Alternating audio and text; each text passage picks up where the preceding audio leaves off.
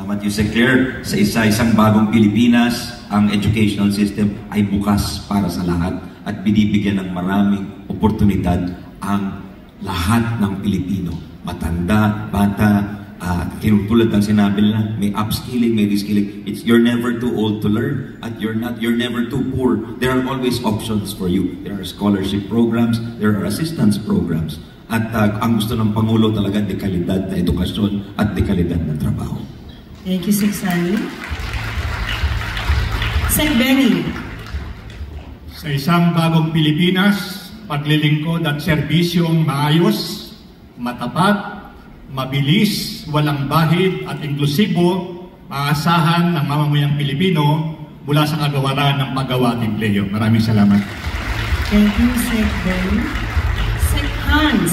Yes, sa bagong Pilipinas, pagpapatuloy ang ating parangal at pagbibigay-pugay sa mga OFW sa pamamagitan ng mga programang tagos na kanilang puso at diwa, sa pamamagitan ng mga proseso na magpapaginhawa sa kanilang pagbabiyahe, pag-uukol ng karagdagang panahon para sa kanilang pamilya, para mas mabilis ang ating proseso, no? Para ang kanilang bakasyon ay lalong guminhawa. And then of course, ang welfare at protection, ang ating pagbibigay, pagdepensa sa karapatan ng ating mga OFWs, pagbibigay ng medical assistance, lalo na dun sa talagang nangangailangan ng tulong pinansyal in terms of pagbayad ng hospital bills at pagpapagamot.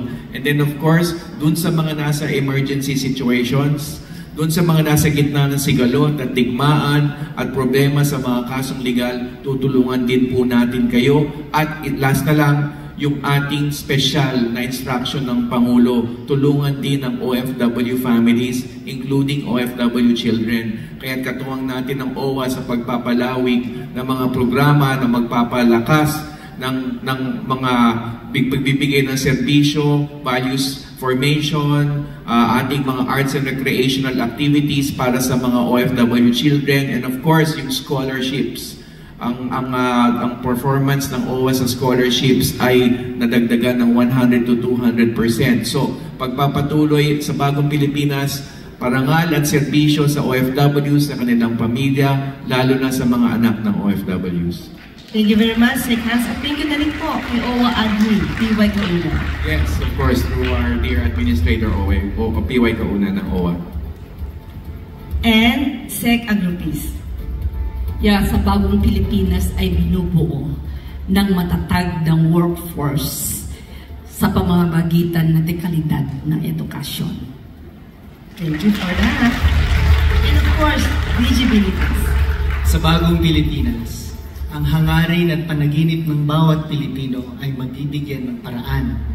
Tapos lang lahat ay magiging productive, no, at sama-sama na iangat hindi lang ang kanilang sariling kapakanan, kanilang mga pamilya, kundi ang ating bayan.